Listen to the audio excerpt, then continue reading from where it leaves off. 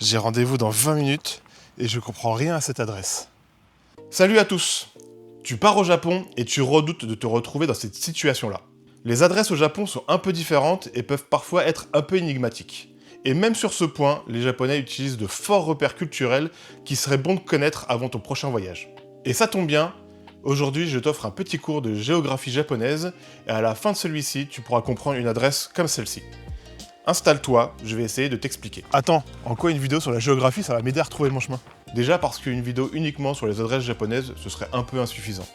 Et surtout parce que comprendre comment le Japon est découpé, ça aide énormément à s'y retrouver et à discuter avec les gens. Non mais en vrai, pour me repérer, j'ai juste besoin de Google Maps. Et là, tout de suite, pourquoi tu l'utilises pas? Et j'ai plus de données sur mon forfait. Voilà déjà une première raison de regarder cette vidéo.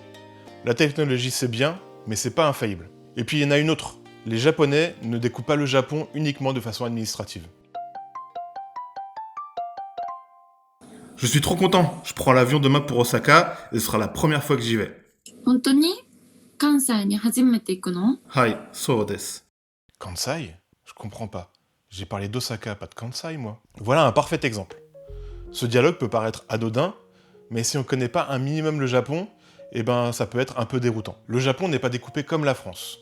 On ne parle pas toujours en ville, on parle plus souvent en région, en ensemble, voire en logique culturelle. Et tant qu'on n'a pas cette grille de lecture, eh ben les adresses, les discussions et même les directions peuvent parfois être un peu floues. Donc les îles, les régions, les préfectures, pour que ces mots arrêtent d'être obscurs et commencent à avoir du sens pour toi, commençons ce petit cours de géographie. Pour comprendre le Japon, il faut commencer par une idée très simple.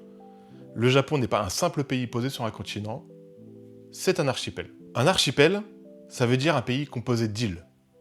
Et là, dans ce cas, on parle pas simplement d'une ou deux, mais de milliers. Mais dans la vie quotidienne, quand les Japonais parlent de leur pays, ils pensent surtout à 4 grandes îles principales. Ce sont elles qui structurent vraiment le territoire. Tout au nord, il y a Hokkaido.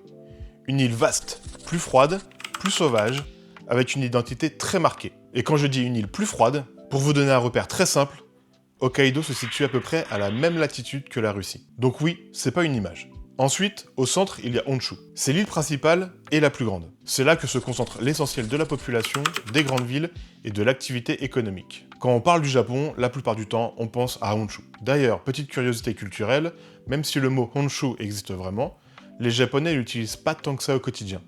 Ils vont plutôt parler des régions, plutôt que dire « je suis sur Honshu ». Plus au sud, on trouve Shikoku, une île plus petite, souvent perçue comme plus rurale et plus traditionnelle. Elle est moins citée, mais elle a une très forte identité, notamment spirituelle et culturelle. Et encore plus au sud, on a Kyushu. Kyushu est souvent considéré comme l'un des berceaux de la civilisation japonaise. C'est une île historiquement tournée vers l'extérieur, notamment vers la Chine et la Corée, par laquelle beaucoup d'influences sont arrivées. Et c'est notamment aussi une île volcanique, très vivante et très contrastée. Pourquoi je te parle de ça?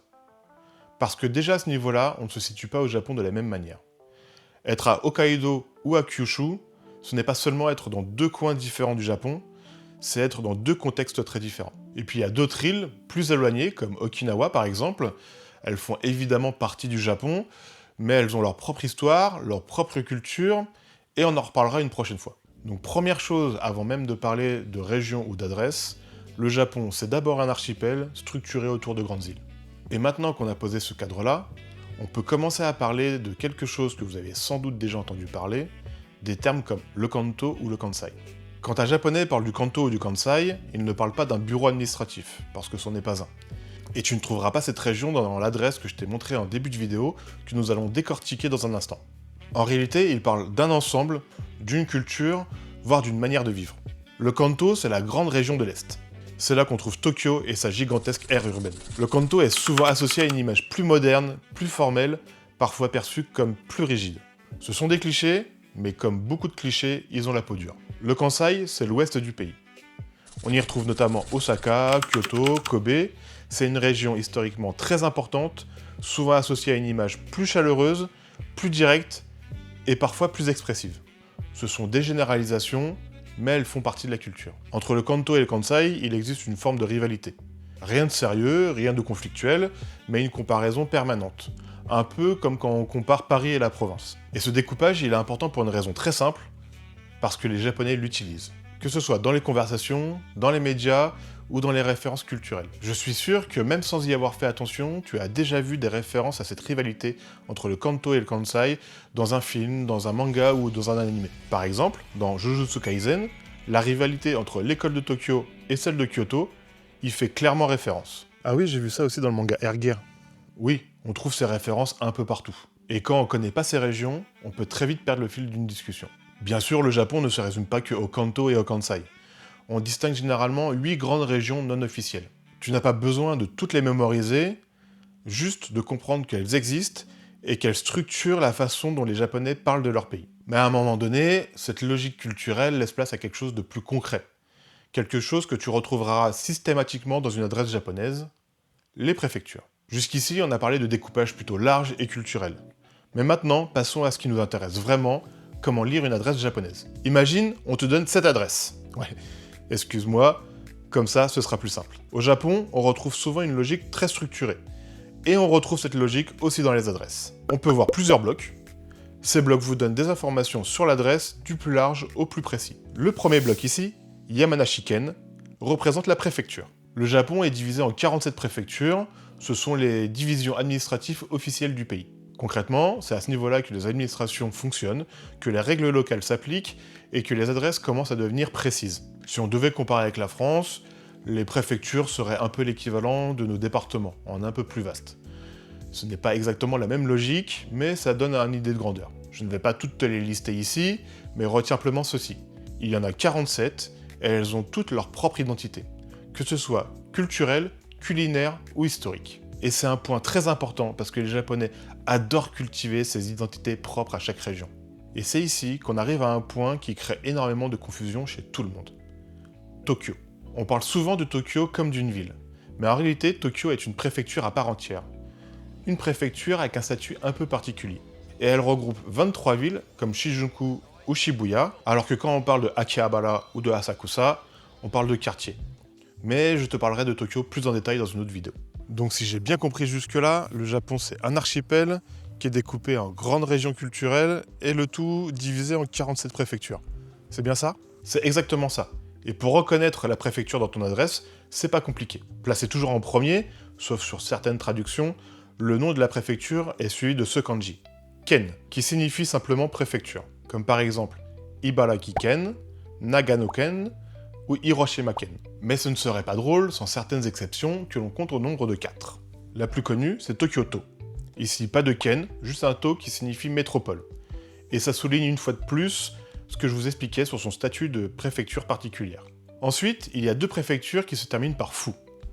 Osaka-fu, Tokyo-fu. Fu est un terme ancien lié à leur importance historique. Et enfin, il y a Hokkaido. Hokkaido est à part.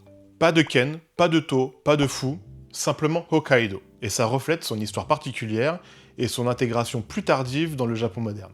Bon, j'ai pas mal insisté sur ce dernier point, mais pas sans raison. Au Japon, les régions et les préfectures ne sont pas uniquement des découpages sur une carte. Elles ont aussi une image, une réputation. Les Japonais aiment comparer, et chaque année on voit apparaître des classements. Les préfectures les plus agréables à vivre, les plus attractives, les plus visitées, ou encore celles où les gens se sentent le mieux. Ces classements sont très commentés et souvent pris avec humour, mais ils comptent. Quand un Japonais vous parle avec fierté de sa région, ou au contraire avec un peu d'autodérision, ce n'est pas anodin.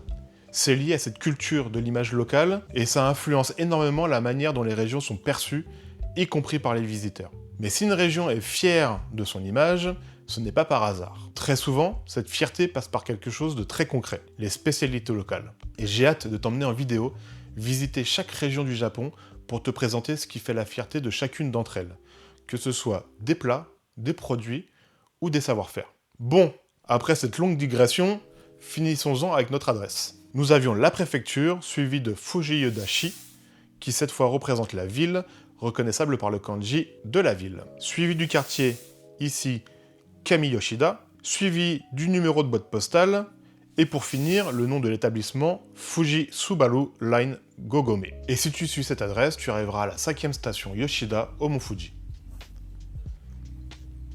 Alors t'es bien gentil, mais là, si je suis ce que tu dis, sur l'adresse de mon rendez-vous, il n'y a pas de ville. Oui, bien sûr, toutes les adresses ne sont pas identiques. Par exemple, ces 2 adresses. Ici, nous ne parlons pas de grandes villes, mais respectivement d'un bourg et d'un village. Après la préfecture, nous avons le district, qui regroupe plusieurs villages et bourgs, reconnaissables avec ce kanji. Puis le bourg ou le village. Je ne vais pas rentrer plus en détail sur ces points-ci, je pense qu'ils parlent d'eux-mêmes. Ok, ça veut dire que je suis dans un coin perdu du Japon alors.